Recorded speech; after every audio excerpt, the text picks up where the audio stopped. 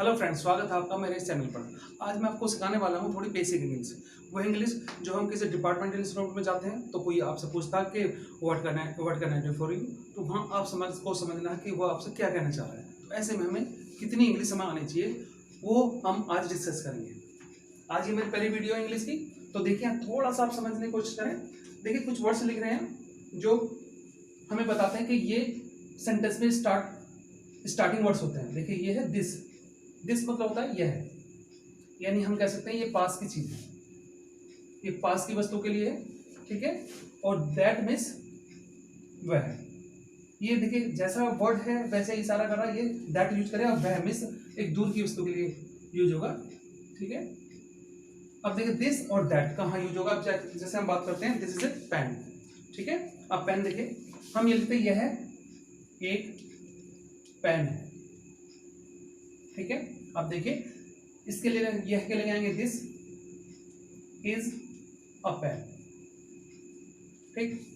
And अगर हम इस पेन को, ये पेन हमारा पेन कहीं दूर रखा हो और हम इशारा करके कहें कि दैट इज ए पेन, तो हम क्या कहेंगे वह एक पेन है, तो हम कहेंगे वह एक पेन है, ठीक है।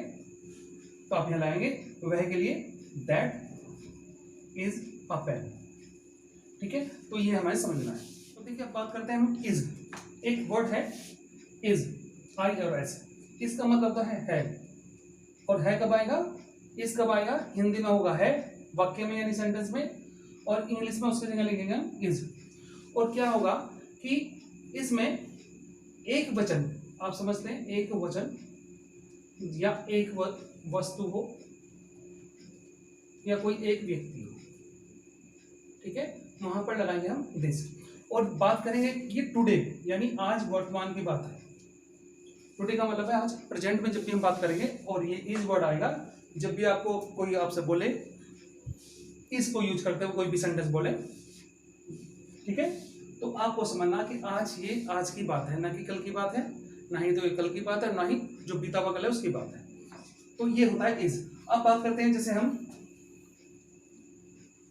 That is an old man, ठीक है। अब आप देख रहे हैं कि यहां पर एक तो दैट आया, फिर एक इज आया, फिर एक व्यक्ति के लिए एन आया और वो आदमी है बूढ़ा, ठीक है। तो इसमें आप देख रहे हैं तो दैट जो है ये सब्जेक्ट होते हैं, यहाँ आप सब्जेक्ट मानिए से, ठीक है। और यहाँ पे जो आप सेंटेंस हम यूज करेंगे, जो डिस्कस करेंगे, वो क्या होगा, ये सब्जेक्ट तो होगा बट यहाँ पर एक्शन नहीं होगा,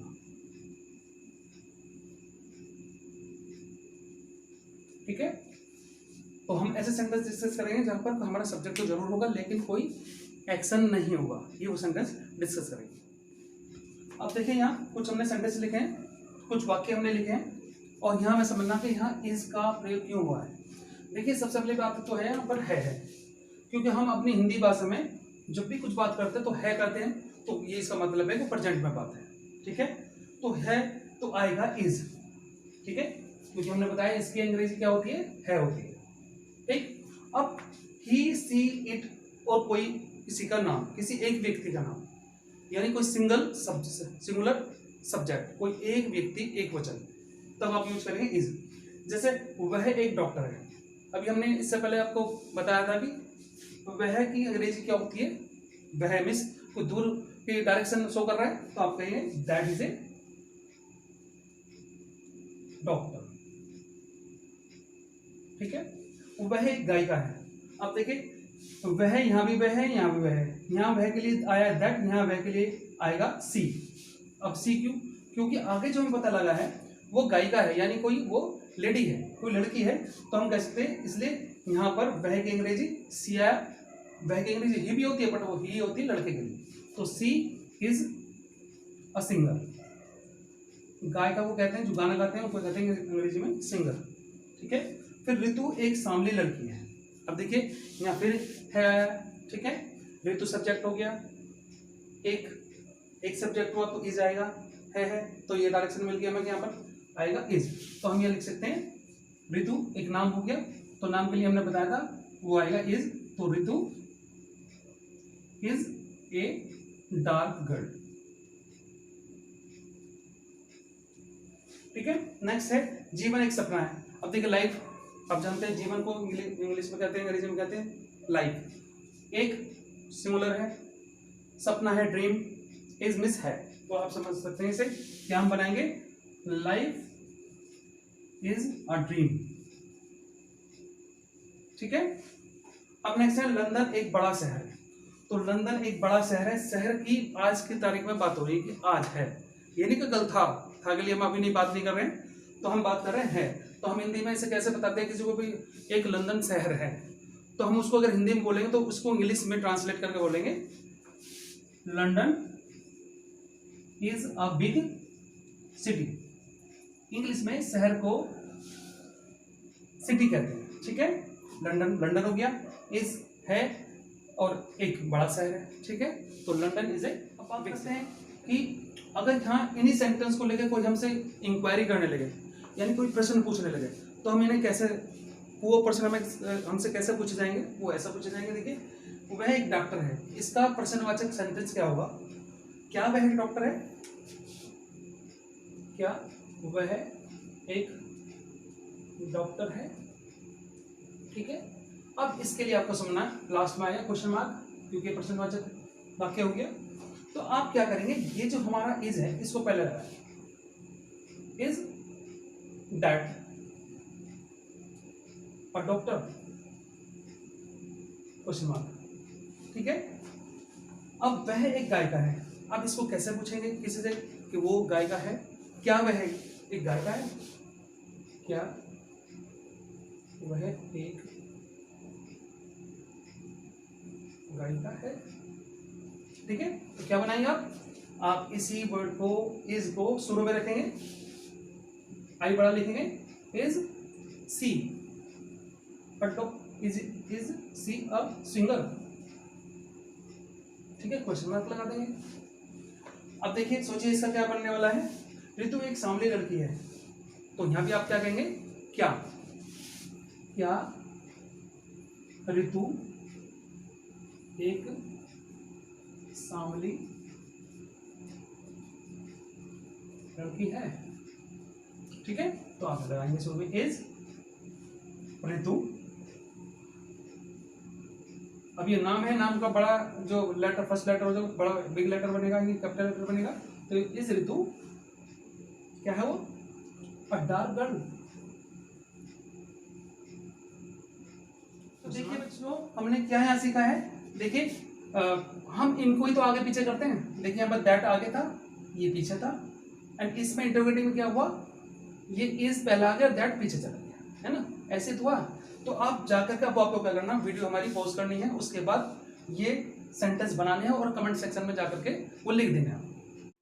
चलिए अब देखिए क्या बन रहा है इनका, लाइफ इज ए ड्रीम। तो क्वेश्चन मार्क कैसे, क्वेश्चन इंटरोगेटिव सेंटेंस कैसे बनेगा, प्रश्नवाचक सेंटेंस कैसे बनेगा, तो आप लाएंगे पहले इसको पहले। ठीक है, लाइफ, अब एल का लेटर जो हम बनाएंगे, स्मॉल लेटर बनाएंगे, is life a dream. Check करिए अपना, ठीक है, जो आपने बनाया अभी। नेक्स्ट इसका बताइए क्या करेंगे, इज लंदन, क्योंकि एक शहर है, इसका जो लेटर होगा फर्स्ट लेटर वो कैपिटल लेटर बनेगा, is London a big city, and question mark लगाना नहीं भूलें। अब देखिए यहाँ हमने कुछ 4 आपके लिए सेंटेंस लिखे हैं, वाक्य लिखे हैं, इनको आपको कैसे बनाना है वो आपका काम है, क्योंकि अगर आप प्रैक्टिस नहीं करेंगे तो आप अच्छी इंग्लिश नहीं सीखने वाले। और हमें सिर्फ और सिर्फ आपको इतनी इंग्लिश सिखानी है कि हमें इतनी इंग्लिश सीखनी है ताकि हमारे सामने कोई हमारा रिलेटिव आ जाए, या कहीं हम किसी डिपार्टमेंटल स्टोर में जाए, सिनेमा हॉल में जाए, कोई कहीं हमें ऐसा व्यक्ति मिल जाए तो थोड़ा पढ़ा लिखा है और वो हमसे कुछ बात करता है, तो हम उसका जवाब कम से कम यस या नो में या थोड़ा सा तो बोल ही सकें, तो हमें अपने ऊपर थोड़ा प्राउड महसूस हो। तो इतनी ही इंग्लिश में हम सिखाने की कोशिश करेंगे और आपको सीखने की कोशिश भी करनी है। तो देखिए ये 4 सेंटेंस आपको बनाने हैं। क्या करना है, देखिए वह एक बच्चा है, ये एक सकारात्मक वाक्य है, यानी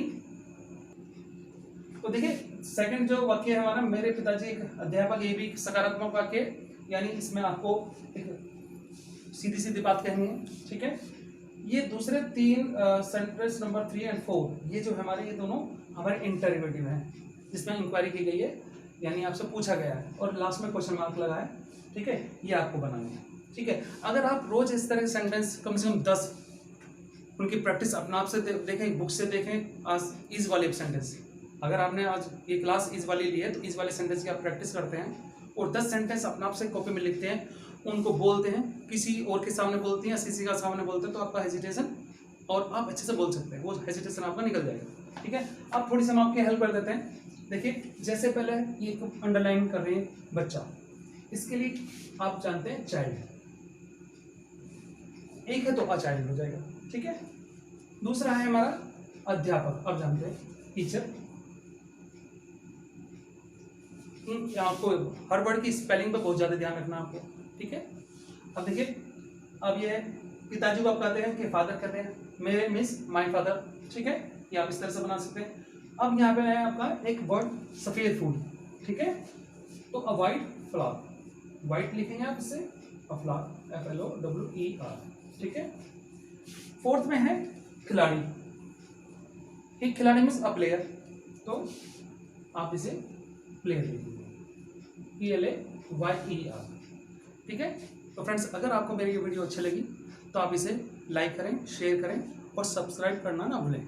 साथ में अगर आप ये सेंटेंस बना करके कमेंट सेक्शन में लिखते हैं तो मुझे बहुत ही महसूस होगा, बहुत ही अच्छा लगेगा। Thank you.